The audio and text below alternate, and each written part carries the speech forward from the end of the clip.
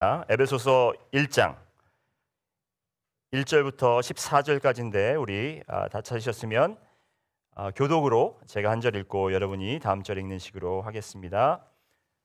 에베소서 1장 1절부터 14절까지입니다. 하나님의 뜻으로 말미암아 그리스도 예수의 사도된 바울은 에베소에 있는 성도들과 그리스도 예수 안에 있는 신실한 자들에게 편지하노니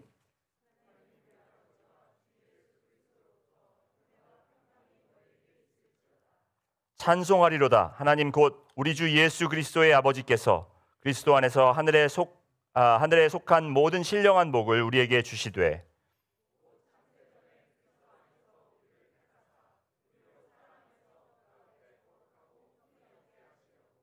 그 기쁘신 뜻대로 우리를 예정하사 예수 그리스도로 말미암아 자기의 아들들이 되게 하셨으니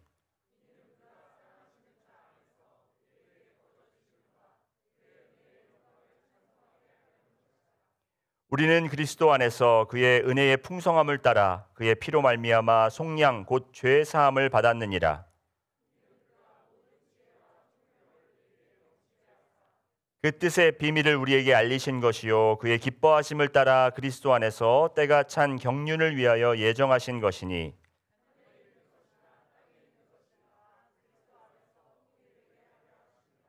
모든 일을 그의 뜻의 결정대로 일하시는 이의 계획을 따라 우리가 예정을 입어 그 안에서 기업이 되었으니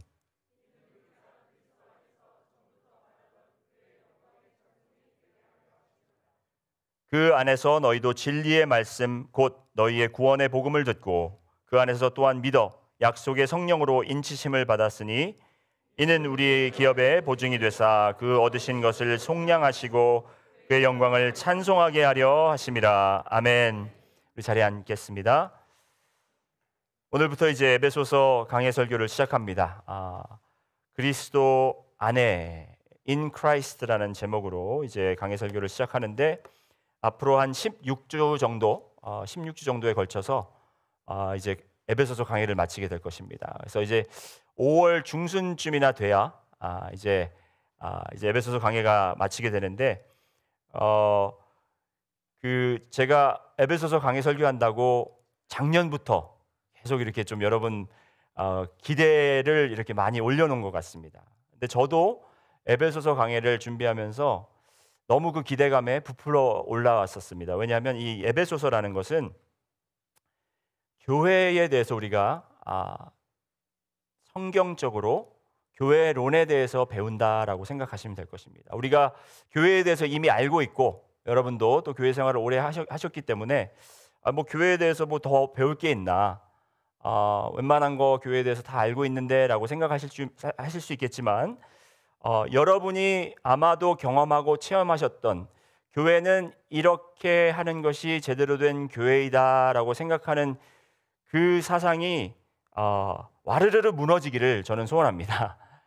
그것은 우리의 생각이고 우리가 가지고 있는 생각이 아마 성경에 비춰볼 때 많이 다른 부분이 있을 것입니다. 그래서 저희가 정말로 중요한 것이 무엇이고 교회는 어떻게 세워져야 되는지를 우리가 한번 말씀을 통해서 볼 텐데 교회에 대한 여러 가지 견해가 그리고 교회에 대한 생각이 각각 사람이 다르다라는 것이 모든 사람들이 교회론을 가지고 있습니다. 심지어 어린아이들도 교회론에 대해서 생각을 가지고 있습니다. 제가 달라스에서 목회할 때 저희가 이제 그 1년 예산과 결산을 하면 저희도 마찬가지로 이렇게 예산 결산 발표를 하거든요. 해마다. 근데 저희는 유스 학생들도 같이 참여하게 해요. 왜냐하면 유스 학생들도 교회 멤버십을 거쳐서 다 멤버로 인정이 된 아이들이기 때문에 그들도 당당하게 권리를 가지고 그 자리에 참여합니다.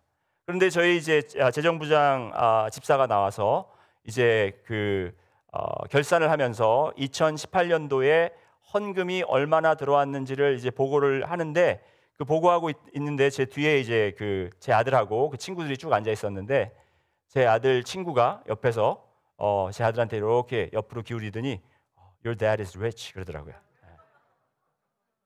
제가 부자래요. 그 교회 현금 나온 거 보고 그러니까 그 아이의 생각은 이 교회의 주인은 목사고 그 돈이 다 목사한테 들어온다 이렇게 생각을 했나 봅니다. 제가 우스갯소리로 이 말씀을 전했지만 우리가 교회에 대한 생각을 우리의 마음대로 생각하고 또 그것이 진리라고 생각하고 지낼 때가 많다라는 것입니다. 오늘 에베소서를 통해서 우리가 이제 에베소서를 시작하면서 이 에베소서를 통해서 하나님께서 교회에게 주신 사명과 교회를 통해서 또 이루고자 하시는 것이 무엇인지를 분명히 깨닫는 시간이 되었으면 좋겠습니다. 먼저 우리가 오늘은 에베소서의 배경을 제가 간단히 설명을 드릴 텐데요. 사실 이 배경 설명만 해도 몇 줄을 걸려야 되지만 오늘은 짧게 여러분이 필요한 만큼만 제가 설명을 드리도록 하겠습니다. 에베소라는 도시는 로마의 식민지 지역이었죠. 로마의 식민지 지역으로서 바다와 육지의 무역이 이루어지기에 지리적으로 너무나도 훌륭한 위치에 있었던 도시였습니다. 그래서 그곳에는 여러 나라 사람들이 그리고 다민족들이 그곳에 몰려 있었고, 그곳은 여행하기도 너무 좋고, 그리고 상업적으로 사람들이 와서 물건을 팔거나 또 물건을 사거나 하는 너무나도 좋은 장소였기 때문에 많은 사람들, 다민족들이 그 에베소 지역에 있었다라고 생각을 하시면 참 좋습니다. 그래서 유다 사람들도 그 에베소라는 도시에 많이 살고 있었습니다. 이 에베소라는 곳에 바울이 이제 2차 선교 여행, 제2차 선교 여행 때 이제 이곳을 지나가면서 잠시 지나가게 되죠. 잠시 지나가면서 그곳에 있는 유대인들과 또 그곳에 있는 이방인들에게 복음을 전하게 되고 그 복음을 받고 제자가 되는 사람들이 있습니다. 이 사람들이 바울의 가르침을 받고 너무나 흥분되고 너무나 기뻐서 사도 바울이 그들과 함께 오래 머물기를 원하지만 사도 바울은 내가 가야 할 곳이 있기 때문에 지금은 여기를 지나가지만 하나님의 뜻이라면 다음에 다시 오겠다라고 약속을 하고 떠납니다.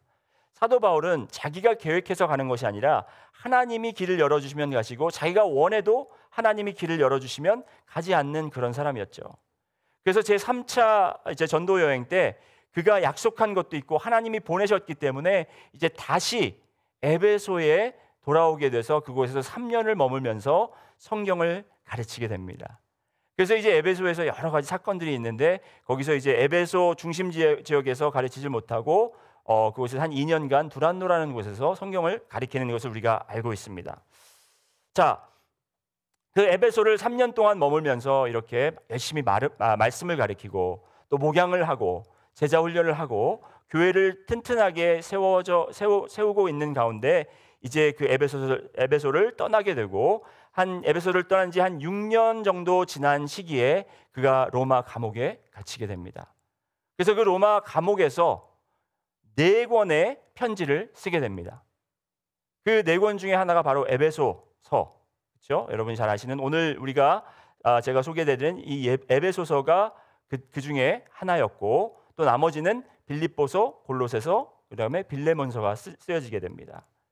빌립보서는 이제 빌립보 교회에서 사도 바울을 열심히 후원하는 교회였습니다. 사도 바울을 진심으로 사랑하고 지극적으로 사도 바울을 후원하는 교회였는데 사도 바울이 감옥에 있다라는 소식을 듣고 그에게 돈을 전해주려고 헌금을 전해주려고 이제 에바브로디도라는 사람을 보내죠.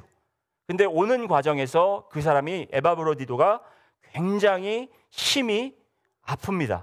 근데 성경에서 심히 아프다라는 것은 죽을 병에 걸렸다라는 거예요.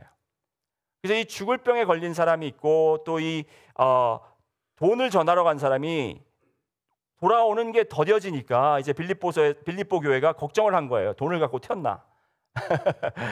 그거는 사실 성경에 있는 게 아니라 어떤 성경학자들이 그렇게 해석을 합니다.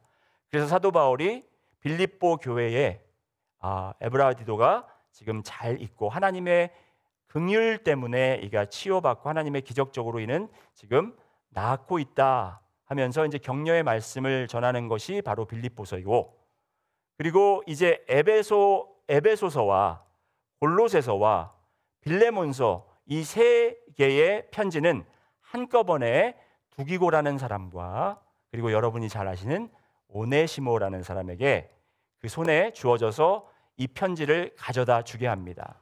이 에베소서가 특별한 이유는 무엇이냐면 에베소서는 다른 이 바울이 쓴 서신들과 비교해 볼 때 다른 서신들은 분명한 목적이 있고 그 교회의 겪고 있는 어려움이나 갈등들이 있었습니다. 그래서 그것을 해결해 주려고, 정리해 주려고 교회론과 신학적으로 이제 그들을 격려하고 목양 편지를 이제 쓰게 되는 것입니다. 하지만 이 에베소서는 에베소 교회에 특별한 어떠한 상황을 겪고 있거나 문제가 있었기 때문에 적은 것이 아니었어요. 복음에 대한 기본적인 것과 그리고 복음을 받은 사람들이 어떻게 삶을 살아야 하는가를 에베소서를 통해서 정확하게 그리고 구체적으로 적고 있다라는 것입니다. 그래서 이것을 미루어 볼 때 에베소 교회가 그 소아시아 지역, 지금 말하면 터키 지역이죠. 그 지역의 중심 교회였거든요. 그래서 이 편지를 그 에베소 교회에게 전달하지만 그 교회에 많은 다른 교회 리더들이 그곳에 모여서 함께 읽거나 아니면 이 편지를 가지고 각 교회에 가서 이 편지를 읽고 지침서로 삼는 그러한 편지로 쓰여졌다라는 견해가 저는 맞는 것 같습니다. 그래서 이 에베소 교회에 보내는 편지와 또 골로새에 보내는 편지, 그렇지만 이 골로새에 있는 리더 중에 한 사람의 이름이 빌레몬이라는 사람이 있었습니다. 그래서 이 빌레몬서는 이 빌레몬이라는 사람한테 특별히 전해지는 편지인데 두기고와 오네시모가 같다고 말씀드렸지 않습니까? 이 오네시모는 누구예요? 종입니다. 누구의 종이었죠? 빌레몬의 종이었습니다. 그런데 이 종이 빌레몬을 배신하고 도망을 하게 됩니다. 이 종이 주인을 배신하고 도망하면 어떻게 되죠? 죽어 마땅한 사람이 되죠. 그렇지만 이가 로마에서 바울을 만나게 되고 그가 죄를 뉘우치고 바울의 제자가 돼서 바울의 형제, 동역자, 사역자가 됩니다. 바울에게는 유익한 사람이라고 이야기하지만 바울이 나중에 이제 제가 이 오네시모와 빌레몬서에 대해서 좀 더 말씀을 드릴 텐데요. 이 바울이 이제 너무나 나에게 필요한 동역자지만 이 사람을 다시 빌레몬에게 보내어 화해를 시키고 빌레몬에게 완전히 용서를 받을 필요가 있다 해서 일부러 보낸 거예요. 다시 못 돌아올 수도 있는데 일부러 보내서 이 편지 한 장, 빌레몬서 한 장이잖아요. 그 한 장의 내용이 얼마나 아름다운 화해와 종과 주인과 종 그리고 원수 이 사이에 아름다운 화해가 적혀 있는 글이 바로 빌레몬서라는 것입니다. 이 편지를 들고 지금 이 두기고와 오네시모가 지금 에베소에게 이 편지를 전했다라는 것을 여러분이 알고 계시면 이 내용을 이해하는데 많이 도움이 될 것입니다. 그래서 이 에베소서를 크게 두 부분으로 나눕니다. 1장과 3장 이 첫 부분이고 그 다음에 4장과 6장을 두 번째 부분이라고 합니다. 여러분 지금까지 뭐 이렇게 너무 졸리지 않으시죠? 제가 뭐 강의하는 건 아니지만 그래도 이 앞에 이 서론 부분이 중요하기 때문에 이걸 잘 알고 계셔야 제가 지금 뭘 하는 거냐면요. 에베소서 강의 설교를 통해서 여러분에게 설교를 전하고 그 설교를 듣고 여러분이 뭐 깨닫고 뉘우치는 것도 중요하지만 회개하고 하나님과 좋은 깊은 관계를 맺는 것도 중요하지만 이 에베소서 강의 설교를 통해서 여러분이 이 에베소서 강의 설교를 여러분 스스로도 할 수 있게끔 제가 도와드리는 겁니다. 이 에베소서 강의 설교를 듣고 나면 여러분들도 에베소서의 전문가들이 되실 거예요. 근데 이 전문가가 된다는 것이 뭐 꼭 가리키는 것도 중요하지만 우리가 교회에 대해서 온전히 이해할 수 있는 그것이 필요합니다. 그래서 1장과 3장을 첫 부분이라고 하고 4장과 6장을 두 번째 부분인데 첫 부분은 교회는 누구인가? 교회의 정체성에 대해서 이야기를 합니다. 교회는 어떤 사람들로 구성이 되어 있는가? 그리고 이제 4장과 6장은 그러면 교회는 모여서 무엇을 하는가? Who are we? 그다음에 What do we do? 우리는 누구고 우리는 무엇을 하는가? 그렇게 나눠진다고 생각하시면 되고요. 그래서 1장과 3장은 보면 하나님과의 이 관계, 하나님과의 관계를 굉장히 많이 복음적인 내용으로 이야기를 하고 있고 그 다음에 4장과 6장은 우리가 세상과의 관계, 세상 사람들과 어떻게 우리가 관계를 맺어야 되고 어떠한 삶을 살아야 되는지를 나누고 있습니다. 그리고 에베소서 1장과 3장까지는 구원을 우리가 어떻게 얻게 되었는가, 무엇으로 우리가 구원을 얻게 되었고 4장과 6장은 구원을 어떻게 우리가 완성시킬 수 있는가. 구원을 완성시킨다라는 말은 되지 않습니다. 그런데 빌립보서 2장 12절 보면 우리가 구원을 영어로 하면 work out your salvation 그래요. 구원을 가지고 우리가 뭘 해야 됩니다. 근데 그 하는 것이 구원에 우리가 이미 받은 구원을 더 잘 받기 위해서 하는 것이 아니라 하나님께서 우리를 구원하신 데 목적이 있다라는 겁니다. 여러분을 구원하고 끝나는 게 아니에요. 나는 이제 천국 간다, 땡, 이제는 마음대로 살자, 그게 아니고 구원을 받은 사람들로서 이 땅에서 살아야 될 책임이 있다라는 겁니다. 의무가 있다라는 겁니다. 그래서 그것을 말씀하고 있고, 그 다음에 이제 1장과 3장까지는 우리가 용서를 받았는데 무엇을 통해서 어떻게 우리가 용서를 받았는가, 그리고 4장과 6장은 그러면 우리가 무엇을 위해서 용서를 받았는가, 어떻게 우리가 용서를 통해서 사용될 수 있는가, 그거죠. 그래서 이제 1장과 3장에는 하나님의 절대적인 주권, 그리고 4장과 6장에는 인간의 의무, 그리고 1장과 3장까지는 교회 내에서 있는, 그리고 이 신앙 안에서 있는 것이고요. 그 다음에 4장과 6장은 교회 밖에서 세상이라고 생각하시면 됩니다. 그래서 우리가 보면 1장과 3장은 이 수직적 관계예요. 수직적 관계. 하나님께서도, 예수님께서도 가장 큰 계명이 뭐라고 말씀하셨습니까? 너희는 마음을 다하고 힘을 다하고 성품을 다하고 힘을 다하여 내 하나님을 사랑하라. 하나님을 사랑하는, 그렇죠? 하나님과의 사랑의 관계, 수직적 관계이고, 그리고 두 번째 계명은 이러하니 너희가 내 이웃을 내 몸과 같이 사랑하라. 그래서 우리가 하나님께 예배하는 자들로서 하나님의 관계가 깊어지는 것도 중요하지만, 그것을 통해서 우리가 이 세상과 어떻게 관계를 맺어야 하는가가 중요하다고 말씀드리고 이제 본론으로 들어가기로 하겠습니다. 아직 본론이 안 들어갔네요. 자, 이것까지만 설명을 드리겠습니다. 제가 이제 여러분에게 그림을 계속 보여드릴 겁니다. 이 그림을 보여드릴 건데요. 이게 뭐냐면 에베소서의 아웃라인이라고 생각하시면 돼요. 그런데 이게 하나의 그 빌딩처럼 지어졌죠. 그래서 1장과 3장까지는 이제 그 기반을 건축하는 작업을 합니다. 교회의 기반은 무엇인가? 교회에 우리가 가장 필요한 기반이 얼마나 중요합니까? 그렇죠? 집을 팔 때도 그 벽에 금이 있거나 바깥에 이제 금이 보이면 이 집안은 파운데이션이 나쁜 집이다 그러면 그 집은 팔기도 어렵고 가격을 제대로 받을 수가 없습니다. 이 기반이 굉장히 중요한데, 파운데이션이 중요한데, 그 파운데이션만 저희가 1장부터 3장까지 있기 때문에 굉장히 오랜 시간 동안 16주 중에서 많은 부분을 저희가 1장과 3장의 시간을 보낼 거예요. 교회는 누구인가? 교회의 정체성은 누구인가? 그래서 여러분이 이렇게 길을 운전하다 가시다 보면 건축하는 지역들이 있습니다. 그 집을 짓거나 아니면 건물을 짓는 것이 있는데, 이 파운데이션 작업할 때는 잘 보이지가 않아요. 왜냐하면 땅을 파놓고 그렇기 때문에 지나가다가 그걸 볼 수는 없지만, 이제 파운데이션이 잘 정착이 되면 그 위에 기둥들을 올려 세웁니다.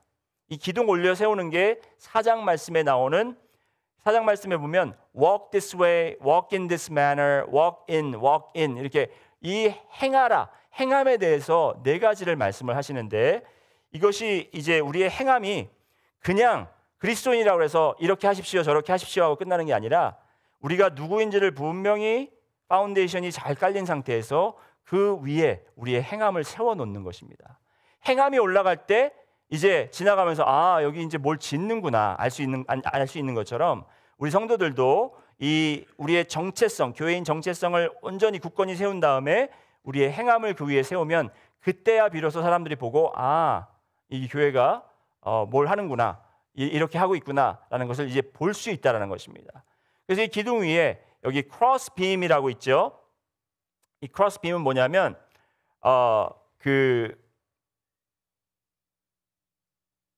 대들보라고 썼네. 대들보가 맞나요? 이 크로스 빔이 올라가서 이것은 이 기둥과 지붕을 연결해 주는 역할을 합니다. 그리고 이 지붕을 받쳐주는 역할을 합니다.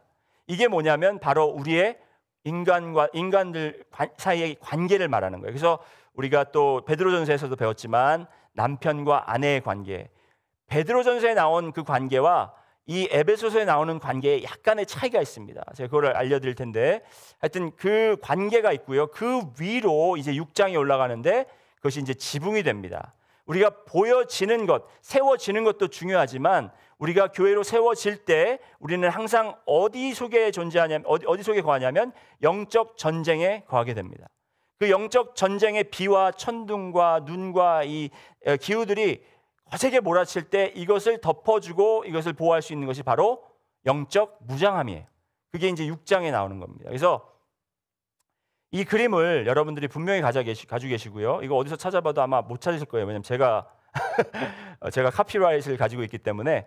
그래서 이 그림을 여러분들이 잘 가지고 계시면 아까 말씀드렸지만 에베소서의 구조를 정확하게 이해할 수 있고 에베소서에 나와 있는 말씀들을 그냥 뭐 2장 8절 따로 뭐 3장 16절 따로 이게 아니고 그 모든 전체적인 내용을 잘 이해할 수 있게 되실 것입니다. 자, 그러면 이제 본론에 들어갑니다.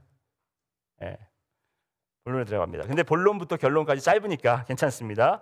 자, 그러면 우리의 본론, 우리의 정체성, 교회의 정체성. 여러분의 정체성은 누구인가? 여러분은 교회, 능력 침례교회 교회는 누굽니까? 어떤 사람들입니까? 라고 이야기하시면 여러분은 어떻게 대답하실 것 같아요? 우리 교회는요, 그 뭐 유학생 교회로 시작했다가 뭐 이제 뭐 지금 남침례교회 교단에 속해 있고요. 예전에 이성건 목사님이 올해 이렇게 사역하시고 건강하게 교회를 세워 놓으셨고 지금은 한국말 잘 못하는 박레이 목사가 지금 이렇게 이제 이런 식으로 겉의 모습만 보고 우리가 이렇게 교회를 설명할 수 있다라는 것입니다. 하지만 앞으로는요, 여러분 능력 침례교회는 어떤 교회입니까? 하면 이렇게 대답하시기 바랍니다. 능력 침례교회는요, 신령한 복받은 자들의 모임입니다. 한번 따라해 보실까요? 신령한 복받은 자들의 모임. 여러분 신령한 복 받으셨습니까? 네. 여러분은 신령한 복 받은 자들이십니다. 여기 계신 분들 중에서 복 싫어하시는 분들 한번 계시면 손 들어 보세요. 복 다 좋아합니다. 복 싫어하는 사람은 믿는 사람이나 믿지 않는 사람이나 나쁜 사람이나 좋은 사람이나 아무도 없다는 거예요. 누구든지 누구를 막론하고 복은 좋아하는데 어떠한 복을 좋아하느냐? 그 복의 개념이 무엇인가? 그렇기 때문에 예수님께서 처음 제자들을 가리키실 때도 복에 대해서 이야기하신 거예요.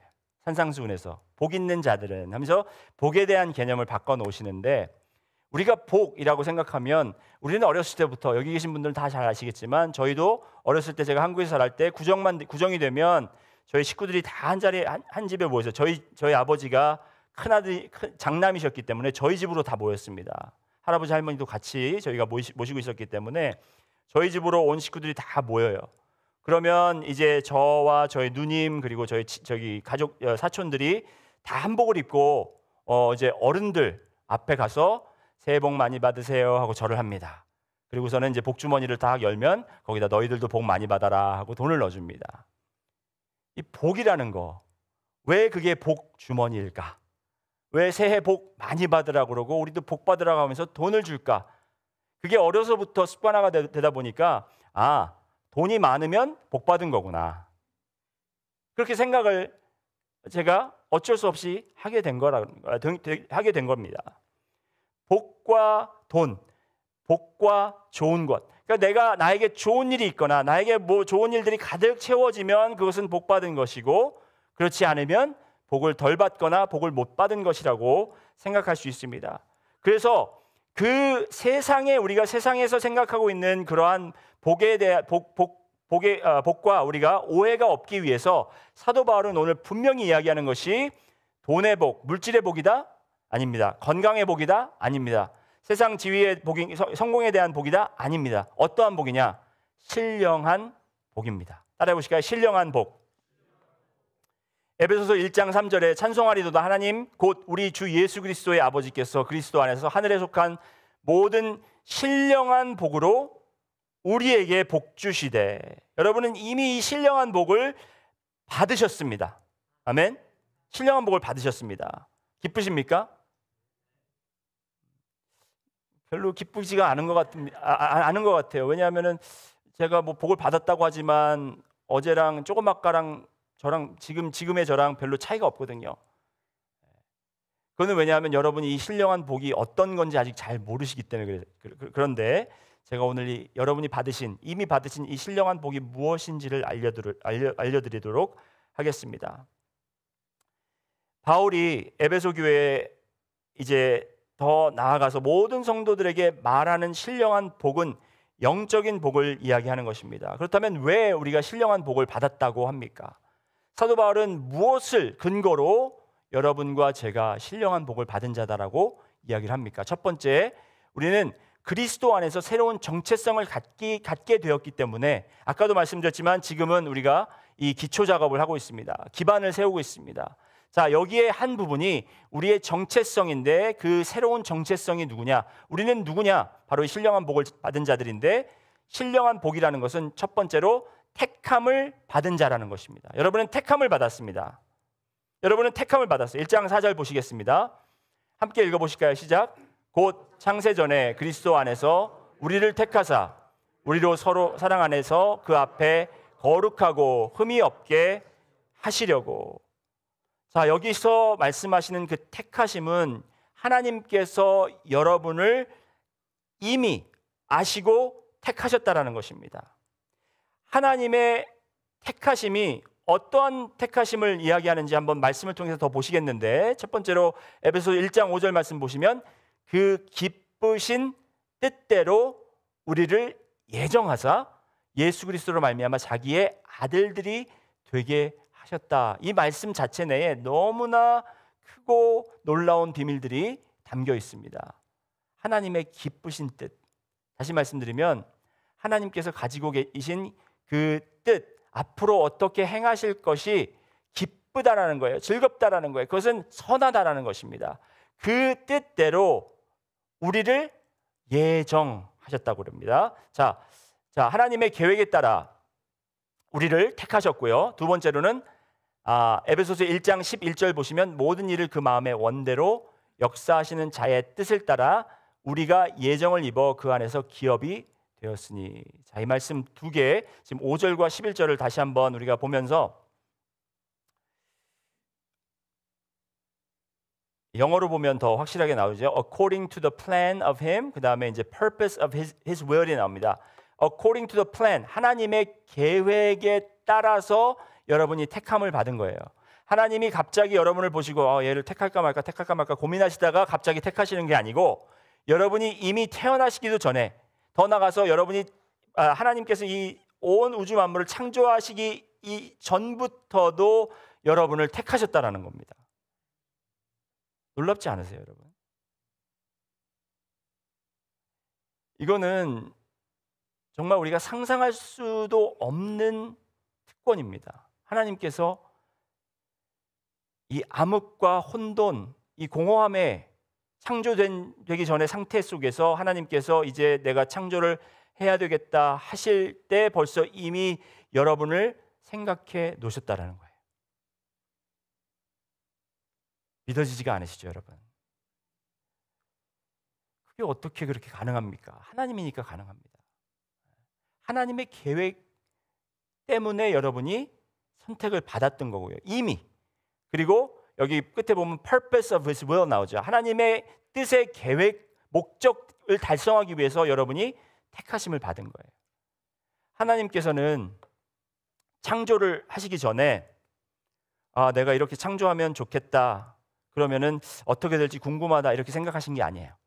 내가 창조를 하고 에덴 동산을 만들고 아담과 하와를 거기에 지어서 세워놓고 그것을 지키고 거기서 번성하여 가득하라 하고 선악과를 세워놓으면 분명히 그들은 따먹을 것이다를 이미 아신 거예요. 그래서 그렇게 죄악에 빠져 있을 때 하나님께서 그들을 내쫓으시고 또 아브라함이라는 사람과 언약을 맺으시고 그 언약을 통해서 나라를 세우시고 그 나라를 통해서 이스라엘 백성을 통해서 하나님의 위대하심을 알리시고 그 나라의 유다 백성들을 통해서 예수 그리스도가 나오게 하시고 그 예수 그리스도가 우리의 죄를 위해서 십자가에 돌아가서 죽으시고 그 죽으시고 부활하시면서 하늘로 승천하셨을 때 성령님께서 내려오셔서 그 많은 사람들의 마음속에 거하시고 그것을 통해서 교회가 탄생하면서 이제 그 교회가 온 세계에 나가서 모든 족속으로 제자를 삼는 그 하나님의 구원의 계획을 이미 다 생각하시고 있었고 다 알고 계셨고 그것에서 일하는 사람들 한 사람 한 사람 다 선택하셨다는 것입니다. 오늘날 여러분이 여기 앉아 계시는 것, 여러분이 신시내티 능력 침례교회에 어떻게 와 계시고 어떻게 주님을 만나고 계시고, 지금 내가 오고 싶지는 않았지만 아내에게 끌려서, 남편에게 끌려서, 아니면 부모님에게 끌려서 나왔다고 생각하지만 이것이 다 하나님의 선택과 계획 안에서 이루어지고 있다는 것을 여러분이 분명히 아셔야 된다는 거예요. 이게 하나님의 계획이라는 것입니다. 자, 그러면 여기서 우리가 짚고 넘어가야 될 것이 있는데, 그게 뭐냐면 바로 이 단어입니다. predestined라는 단어인데, 한국말로 보면은 예정, 하나님께서 예정하셨다. 예정했다라는 말 때문에 우리가 많이 혼돈이 됩니다. 그러면 지금 목사님이 이야기하는 거는 하나님께서 창세전에 미리 아시고 다 그 계획하셔서 이 드라마의 그 극본을 쓰듯이 다 써서 우리에게 주시고, 그것을 리모트 컨트롤처럼 우리를 한 사람씩 한 사람씩 다 조정하고 계신다라고 생각할 수가 있다는 겁니다. 자, 제가 예정론에 대해서 너무 깊게 안 들어갑니다. 깊게 들어갈 필요도 없으니까요. 예정론은 우리가 복잡하게 만들어 놓은 게 예정론이에요. 제가 말씀드리면 하나님은 예정론에 끼어 맞출 수 있는 분이 아닙니다. 왜? 하나님은 우리처럼 과거, 현재, 미래 그런 시간의 컨트롤을 받지 않으시기 때문에. 하나님은 시간의 주인이십니다.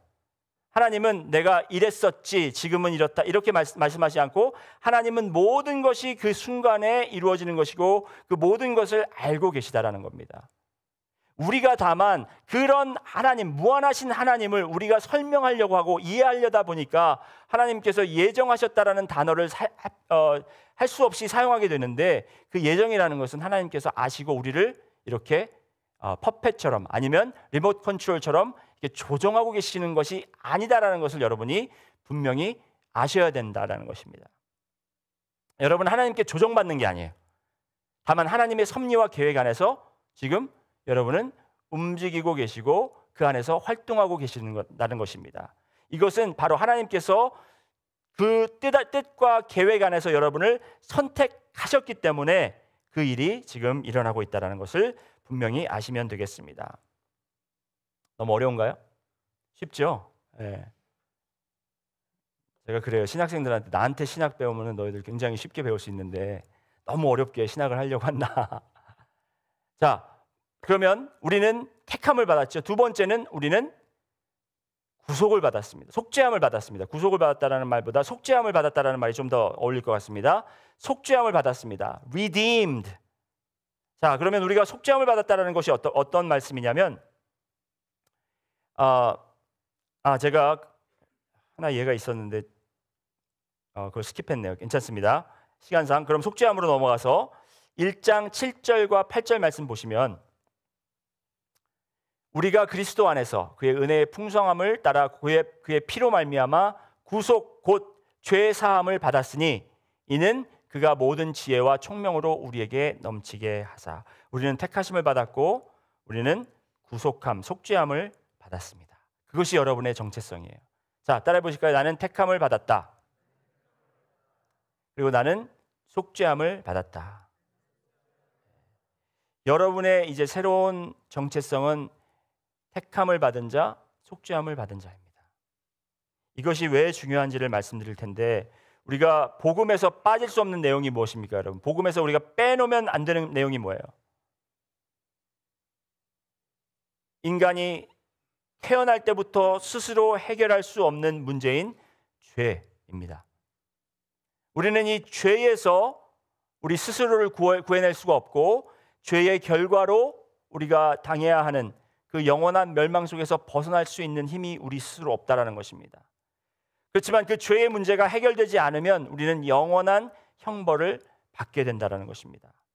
그런데 하나님께서 창세 전에 우리가 죄를 지을 걸 아시고, 그리고 우리가 죄를 지음으로 말미암아 우리가 죄 속에서 빠져나올 수, 우리가 스스로 해결될 수 없는 것을 미리 아셨기 때문에 하나님께서 우리를 택하셨고 예수 그리스도를 보내심으로 말미암아 예수 그리스도를 통해서 우리에게 속죄함을 허락하셨다라는 것입니다. 에베소서를 보면 그리스도 안에서 이런 말이 많이 나옵니다. 모든 것은 예수 그리스도 안에서 이루어지게 되어 있습니다. 우리가 죄사함도 선택받음도 그리고 앞으로도 이야기하겠지만 우리가 하나님과 연합하는 것도 그리스도 안에서 이루어질 것입니다. 여러분과 제가 신령한 복을 받는 이유와 복을 받는 것은 바로 우리가 그리스도 안에 있기 때문입니다. 이 죄사함의 놀라운 축복에 대해서 제가 말씀을 드리면 다른 종교들은요, 다른 모든 종교들은 구원의 책임과 결과를 누구에게 책임을 물으냐면 각 개인들에게 묻습니다. 네가 덜 숭배해서 네가 지금 네가 믿는 그 신앙생활을 덜 해서 네가 구원을 받지 못했고 네가 복을 받지 못했다 이렇게 이야기를 합니다. 하지만 우리가 믿는 예수 그리스도를 통한 이 복음은 내가 잘나고 내가 잘해서 받는 것이 아니라 내가 아직 하나님과 원수 되었을 때에 하나님께서 우리를 사랑하셔서 그 아들을 보내시고 그 아들로 인해 우리가 죄 사함을 받았다라는 것입니다. 우리가 아무것도 하지 않았습니다. 그렇지만 이미 죄 사함을 받고 우리는 의로움을 얻었다라는 것입니다. 어떻게? 오직 의로우시고 오직 선하신 예수 그리스도 하나님의 아들 독생자 예수 그리스도를 이 땅에 보내셨고 그가 우리의 죄를 다 그 몸에 얹으시고 그 어깨에 메시고 내가 달려 죽어야 할 십자가의 형벌을 그가 당하셔서 그가 죽으심으로 말미암아 내가 있을 자리를 그가 가시고 그가 있을 자리에 내가 갈 수 있도록 하나님께서 예수 그리스도를 통해서 자리를 마련해 주셨다는 것입니다. 그래서 우리는 이러한 놀라운 복음의 능력을 통해서 칭의, 죄사함을 받고 그것으로 인해서 우리는 성화, sanctify가 되는 것입니다. 우리는 더 거룩해질 수 있고 더 하나님이 원하신 모습으로 우리가 받은 은혜 때문에 그렇게 옮겨질 수 있다는 것입니다. 다른 종교들은 반대예요. 우리가 올바른 행동과 올바른 의식들과 그리고 종교 생활들을 하면 그것을 통해서 우리가 justify, 우리가 칭의된다, 우리가 의로움을 받는다라고 이야기하지만 우리는 이미 예수 그리스도를 통해서 받았기 때문에 오늘도 그 감사함, 은혜에 감사해서 오늘도 하나님의 뜻을 따르고 하나님의 계획 안에서 내가 살아갈 수 있게 된다라는 것입니다. 이게 사실 굉장히 무거운 토픽이 아닌데 이렇게 얘기하면 여러분이 박수치고 지금 그렇게 셀러브레이트를 해야 되거든요. 제가 오늘 EM 예배 때는 그래도 분위기가 좀 좋았어요. 근데 제 생각엔 이 차이가 있는 거예요. 언어에 좀 차이가 있는 것 같아요. 영어로 할 때랑. 근데 또 EM 때도 제가 분위기가 좀 많이 다운된 것 같아서 그때는 어떤 예를 들었냐면 흑인 교회 가서 제가 설교를 하면 흑인 사람들 난리 납니다. Jesus is your savior 그러면은 막 일어나고 preach it brother 막 이래 막 난리 나.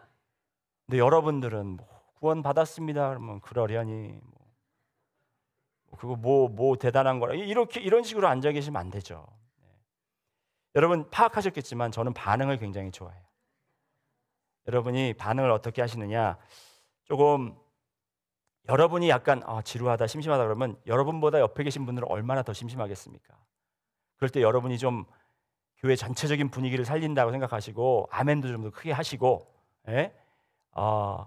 저는 여러분이 일어나셔서 아멘 하고 막 이렇게 해도 저는 상관 안 합니다. 그러니까 좀 으쌰으쌰 하시면서 말씀을 들으시면서 좀 이렇게 기쁨과 이게 생동감이 넘쳐나야 되는데 제가 좀 연약하기 때문에 여러분의 도움을 지금 요청하고 있는 것입니다. 자, 여러분, 우리는 우리의 착함과 선함과 우리의 의로움으로 구원을 받은 것이 아니라 우리는 예수 그리스도의 의로움으로 말미암아 이미 축복을 받았습니다. 그것을 통해서 우리는 성화될 수 있는 것입니다. 자, 마지막으로 이제 하나됨에 대해서 이야기합니다. 우리는 선택받았고요. 두 번째로 우리는 속죄함을 받았고 마지막으로 우리는 하나가 되었습니다. 무엇에 하나가 되었는가? 1장 10절 함께 읽습니다. 시작. 하늘에 있는 것이나 땅에 있는 것이 다 그리스도 안에서 통일되게 하려 하심이라. 모든 것이 그리스도 안에서 함께 연합하는 것을 이제 이야기하는 것입니다. 하영조 목사님이 에베소서에 대해서 강해 설교 책을 쓴 게 있는데 그 책의 제목이 하나됨의 열망인가 그런 제가 기억에 그런 것 같습니다. 하나됨의 소망, 하나됨의 열망. 예수님께서 원하시는 것이 바로 하나됨이라는 것이에요. 하나됨, 누구와? 자기 자신과. 우리는 하나님과 하나가 될 수 있는 사람들이 아니에요. 하지만 예수 그리스도를 통해서 그것이 가능하다라는 것입니다. 이게 어떤 모습인지를 오늘 말씀을 통해서 보시겠는데, 예수님께서 하나님께 기도했던 요한복음 17장에 나오는 그 기도, 그것을 우리가 대제사장의 기도라고도 합니다. 17장 21절 22절 말씀을 보시면, 제가 여기 슬라이드는 준비 못했는데 제가 읽어드리겠습니다. 아버지여, 아버지께서 내 안에, 내가 아버지 안에 있는 것 같이 그들도 다 하나가 되어 우리 안에 있게 하사 세상으로 아버지께서 나를 보내신 것을 믿게 하옵소서. 내게 주신 영광을 내가 그들에게 주었사오니 이는 우리가 하나가 된 것 같이 그들도 하나가 되게 하려 함이니이다. 예수님께서 원하시는 것은 아버지, 내가 아버지의 뜻대로 구하고 내가 아버지와 하나가 됐지 않습니까? 이 사람들, 주님의 백성들, 내가 위하여 죽는 이 백성들도 나와 함께 연합해서 나와 하나가 되게 하시고, 그래서 곧 우리가 하나가 되게 하소서라는 기도를 간절히 하셨다라는 것입니다. 예수님의 소원이었고 예수님의 사명이었습니다. 내가 아버지 안에 있는 것 같이 그들도 우리가 다 하나가 되어 우리 아버지와 예수님 안에 거할 수 있도록 그렇게 이끌어 주시옵소서 하는 기도를 요한복음 17장에 하셨다는 거예요. 왜 이것이 중요하냐?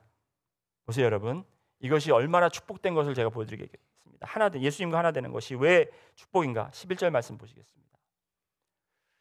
하나님의 뜻, 우리가 9절 말씀 먼저 보시면, 그 뜻의 비밀을 우리에게 알리셨으니 곧 기쁘심을 따라 그리스도 안에서 때가 찬 경륜을 위하여 예정하신 것이다. 자, 여기서 이제 때가 찬 경륜에 대해서 조금 이따 말씀드릴 텐데, 하나님과 하나가 돼야 되는 이유는 뭐냐면 하나님의 뜻을 우리가 알기 위해서입니다. 하나님께서 우리를 창세전에 선택하셨어요. 그 뜻과 계획을 우리가 알 수 없습니다. 하지만 우리가 성령님과 함께 거하고 예수님과 하나가 되고 하나님의 마음을 우리가 영을 통해서 배울 수 있다면 하나님의 뜻이 무엇인지를 우리가 파악하고 살아갈 수가 있다라는 것입니다. 우리가 아무것도 모르고 그냥 오늘은 주일이니까 교회 가고 내일은 화요일이니까 새벽 예배 나가고 이러한 쳇바퀴 같은 삶을 사는 것이 아니라 내가 오늘 왜 살아야 되는지, 하나님의 뜻 안에 내가 어떻게 거해야 되는지를 하나님께서 우리가 하나됨을 통해서 알려주신다라는 것입니다. 하나님의 그 크고 놀라운 계획을 우리가 어떻게 동참할 수 있으며 그 계획을 우리에게 어떻게 하나님께 알림을 받을 자격이 있겠습니까? 하지만 하나님께서는 그것을 원하신다라는 거예요. 하나님께서는 여러분에게 그의 계획을 감춰 놓으시기를 원하시는 게 아니에요. 비밀로 하시길 원하시는 것이 아니라 하나님께서는 여러분에게 알려주시길 원하신다라는 겁니다. 그런데 우리가 그걸 찾지 않고 하나님은 하나님이 알아서 하세요. 저는 제 할 일 알아서 하겠습니다. 가끔 제가 필요할 때 하나님 도와주시면 그것으로 만족하는 것을 우린 신앙생활이라고 생각하는데 그것이 아니에요. 우리는 하나님과 예수님을 통해서 하나됨으로써 그의 마음과 그의 계획과, 제가 중보기도 금요일날 훈련하면서도 말씀드렸죠. 하나님의 능력이 우리의 입술을 통해서 릴리스, 전달될 때 그 능력이 행해지는 것을 우리는 볼 수 있는 것입니다. 능력교회, 우리는 능력교회잖아요 여러분. 하나님의 능력이 나타나야 되잖아요. 그 능력이 어떻게 나타납니까? 우리 스스로의 힘으로 나타날 수 있는 게 아니에요. 여러분의 지식으로 나타나는 것이 아닙니다. 오직 하나님이 주시는 능력으로, 하나님의 뜻 가운데 우리가 거할 때 그 능력이 나타날 것을 분명히 믿습니다. 두 번째는 하나님의 기업입니다. 따라해 보실까요? 하나님의 기업. 우리가 하나됨으로써 하나님의 뜻도 알지만 두 번째로는 하나님의 기업의 상속자들이 되는 것입니다. 여러분들 하나님의 기업을 물려받을 상속자가 되신 것 믿습니까?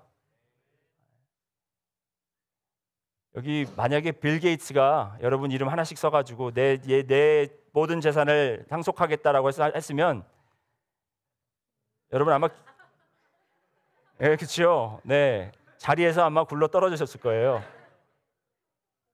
그런데 하나님의 상속자라고 그러는데 여러분 하나님이 빌 게이츠보다 덜 부자입니까? 빌 게이츠가 가지고 있는 거 다 하나님 거예요. 그 이상의 것, 모든 우주와 만물이 하나님 건데 그걸 우리에게 상속을 주신다는 거예요. 어떻게 이게 가능한가? 우리가 예수님과 하나가 됐기 때문에 가능하다는 겁니다. 예수님께서 우리를 위해서 죽으셨다라는 것은 그냥 예수님이 우리 자리에 가셔서 죽었기 때문에 너 죄사함을 받았으니까 이제 앞으로 잘 살아, 이 정도가 아니고, 내가 죄인의 모습으로 갔기 때문에 너가 의인의 모습으로 왔는데 의인의 모습은 하나님의 아들밖에 가질 수 없는 거야. 다시 말씀하면 우리는 예수 그리스도처럼 의로워지면서 예수 그리스도와 연합하여 우리의 첫 아들이신 예수 그리스도의 상속권을 우리가 함께 나눈다라는 것입니다. 이것이 바로 놀라운 축복이고 우리가 영적으로 받은 그 비밀이고 복이라는 거예요, 여러분. 이 놀라운 복을 우리는 누리고 살 수 있어야 된다는 것입니다. 제 아들이 그러더라고요. 제 아들이 농구를 좋아하니까 여러분 르브론 제임스 아시죠? 오하이오 출신인데 이 르브론 제임스 아들이 제 아들이랑 동갑이에요. 그러니까 이제 농구하면서 얘가 자꾸 이제 그 브라니 제임스라고 이제 이름을 르브론 제임스 주니어이긴 하지만 그래서 가끔 그러는 거예요. I wish I was born as LeBron James' son. 왜냐하면은 이제 뭐 항상 아빠 따라다니면서 그 좋은 게임들도 보고 어려서부터 그 지인도 가지고 태어났으니까 얼마나 좋겠어요. 그래서 제가 그 말을 들으면서 미안하다 아들아. 나도 노력은 했지만 이 에이시안 진이 있어서 나도 열심히 농구를 한다고 했지만 그게 안 되더라. 그러면서 제가 그 말도 전했던 것 같습니다. 네가 그렇게 르브론 제임스의 아들이 되기를 원하는 것처럼 너는 그 르브론 제임스보다 훨씬 더 훌륭하고 훨씬 더 부자고 훨씬 더 많은 능력을 가진 하나님의 아들이다. 네가 아들 될 자격을 뭐 가지고 있어서 그런 것이 아니라 너는 죄인이고 죽을 수밖에 없었고 저주받을 수밖에 없는 자였지만 그 저주받는 자의 자리에서 너는 아들로 입양된 것이다. 그래서 하나님께서 입양됐으니까 너는 조금만 가져, 이게 아니라 하나님이 가지고 있는 모든 기업을 너에게 물려주실 것이다. 여러분, 이것이 바로 하나됨의 놀라운 축복이라는 것입니다. 모든 일을 그 마음의 원대로 역사하시는 자의 뜻을 따라 우리가 예정을 입어 그 안에서 기업이 되었으니, 처음부터 하나님께서 계획하신 것, 처음부터 여러분을 택하셨던 이유, 그리고 여러분을 그렇게까지 구속하기 위해서, 속죄하기 위해서 아들을 보내셨던 이유가 바로 뭐냐면 여러분이 그 기업을 물려받게 하기 위해서 처음부터 그렇게 계획을 가셨다라는 거예요. 그것이 우리의 기반이 돼야만이 우리가 이 교회가 온전히 세워질 수 있다는 것입니다. 그리고 마지막으로 성령의 인치심이 이제 여기에 완전히 우리의 딜을 시어하는 거예요. 우리가 가지고 있는 이 딜을, 이 계약을 완전히 누구도 빼앗아갈 수 없고, 누구도 우리가 하나님 앞에서, 하나님 안에서 구원받고 속죄함 받고 이 기업으로 물려받고 이 아들이 되고 자녀가 되는 이 권세를 누구도 우리에게 뺏어갈 수 없는 이유는 바로 이 성령이 하나님의 약속을 인치셨다. 인치신다라는 건 뭐냐면 그 옛날 이 시대에 왕들이 가지고 있는 이 왕의 반지가 있습니다.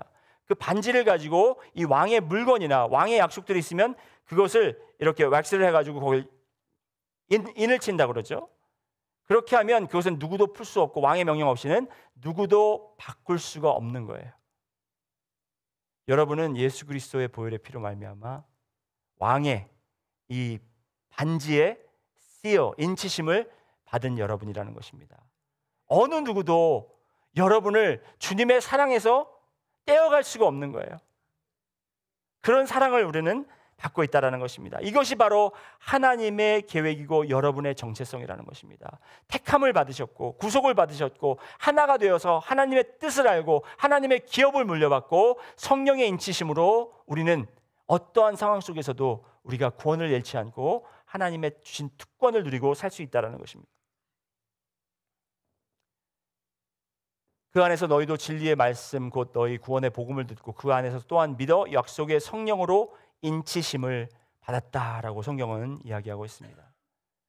자, 그렇다면 하나님의 비밀의 경륜, 이 비밀의 경륜이 무엇입니까? 하나님이 가지고 계신 이 뜻이 무엇이고 계획이 무엇이고 우리를 왜 이런 정체성을 가지고 살게 하셨는지, 왜 계획하셔서 속죄하시고 이 땅에 살게 하시는지, 바로 그것을 두 구절에서 나오고 있는데 6절 말씀 먼저 보시겠습니다. 함께 읽습니다. 시작. 이는 그의 사랑하시는 자 안에서 우리에게 거저 주시는 바 그의 은혜의 영광을 찬미하게 하려는 것이라. 여기서 찬미하게 하려는 것이라라는 밑줄을 그어주시기 바랍니다. 은혜의 영광을 찬미하게 하려 하는 것이다. 그 다음에 14절 또 있습니다. 같이 시작. 이는 우리의 기업의 보증이 되사 그 얻으신 것을 구속하시고 그의 영광을 찬미하게 하려 하심이라. 하나님께서 원하시는 게 바로 이거예요, 여러분. 이것이 바로 복음이고 또 이것이 바로 교회의 기반이 되어야 된다는 것입니다. 우리가 하나님을 찬미한다라는 것은 우리의 의무를 가지고 네가 싫어도 종 땡치면 와서 의미 없는, 정말 아무 이 영혼이 담기지 않은 주 사랑합니다, 아버지 오늘도 주님을 찬양합니다 이렇게 나오는 것이 아니라 정말 하나님의 놀라우신 계획과 하나님의 놀라우신 뜻과 그 사랑을 우리가 느끼며 받으며 그 벅찬 마음으로 주님 앞에 찬양하고 주님을 칭송하는 그러한 참된 예배를 받으시기 위함이 바로 하나님의 놀라운 계획이시라는 것입니다. 이것이 이제 우리가 천국에 가면 영원토록, 세세 영원토록 우리가 주님 앞에서 찬양하고 세세 영원토록 주님을 우리가 높이는 그러한 삶을 살게 된다는 것입니다. 아무리 큰 지진이나 아무리 거센 회오리 바람이 몰아쳐도 우리가 흔들리지 않으려면 바로 이 굳건한 교회의 정체성, 이 반석 위에 우리의 신앙이 그리고 우리의 교회가 세워져야 할 것입니다. 여러분, 교회 무너지기 아주 쉽습니다. 교회 한 사람이 들어와서 여기저기 다니면서 이간질 시작하잖아요. 그러면 교회 금방 깨집니다.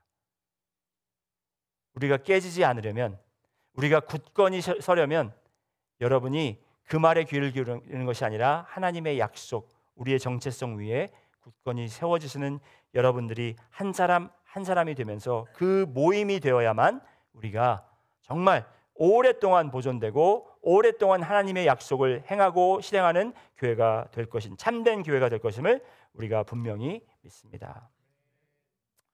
여러분은 누구십니까? 다시 한번 복습합니다. 여러분은 신령한 복을 받은, 이게 왜 이렇게 돌아가죠? 갑자기. 여러분은 신령한 복을 받은 자야. 여러분은 왜? 선택함을 받았고, 여러분은 속죄함을 받았고, 여러분은 그리스도와 하나가 되신 여러분들이기 때문에 그렇습니다. 다 같이 기도드리겠습니다. 살아계신 주님 감사합니다. 오늘도 이 말씀을 통해서 주님이 약속하신 것 그리고 주님이 계획하신 것에 저희가 일부분을 배울 수 있도록 인도해 주심 감사합니다. 주님, 우리가 이렇게 차곡차곡 기반을 쌓아가고 교회의 정체성을 우리가 배우며 우리가 또 어떻게 행해야 되는지를 배워갈 때에 주여 아버지 하나님, 우리 교회를 축복하시고 아버지 하나님, 교회가 자랑할 것이 모이는 성도님들이 자랑되는 것이 아니라 우리 교회를 사랑하시고 또 그리스도를 이 땅에 보내시고 우리를 위하여 대속하시고 십자가에 못 박혀 죽게 하신 주님의 사랑과 그 은혜와 예수 그리스도를 자랑할 수 있는 교회가 될 수 있도록 인도하여 주시옵소서. 아버지, 그 사랑을 온전히 우리가 알기 원하고 깨닫기 원합니다. 이 정체성을 분명히 알고 오늘도 살아계신 하나님을 우리가 믿고 나아갈 수 있도록 도와주시옵소서. 감사드리며 예수님 이름으로 기도드렸습니다.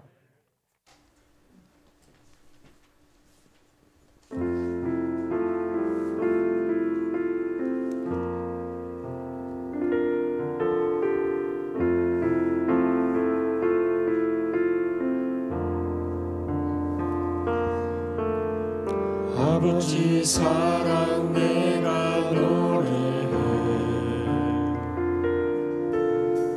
아버지 은혜 내가 노래해. 그 사랑 변함없으신 거짓없으신 성실하신 그 사랑, 상한 갈대 꺾지 않으시니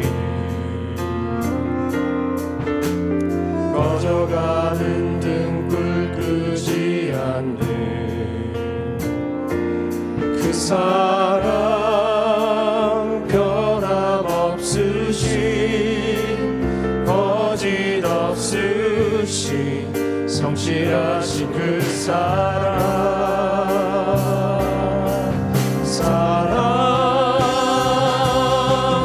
사랑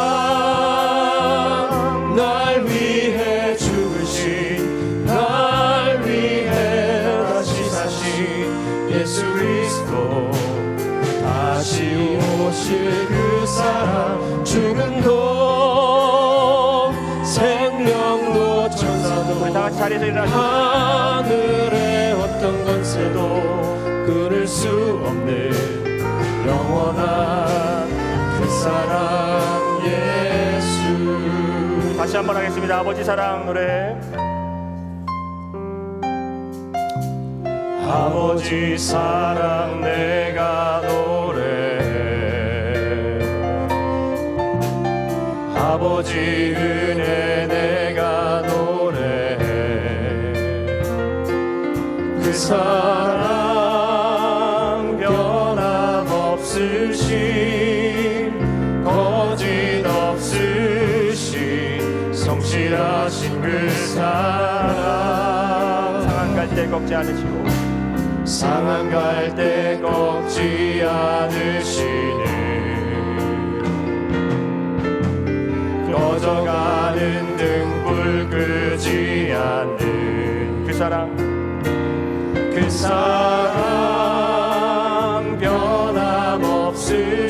변함없으신 거짓 없으신 성실하신 그 사랑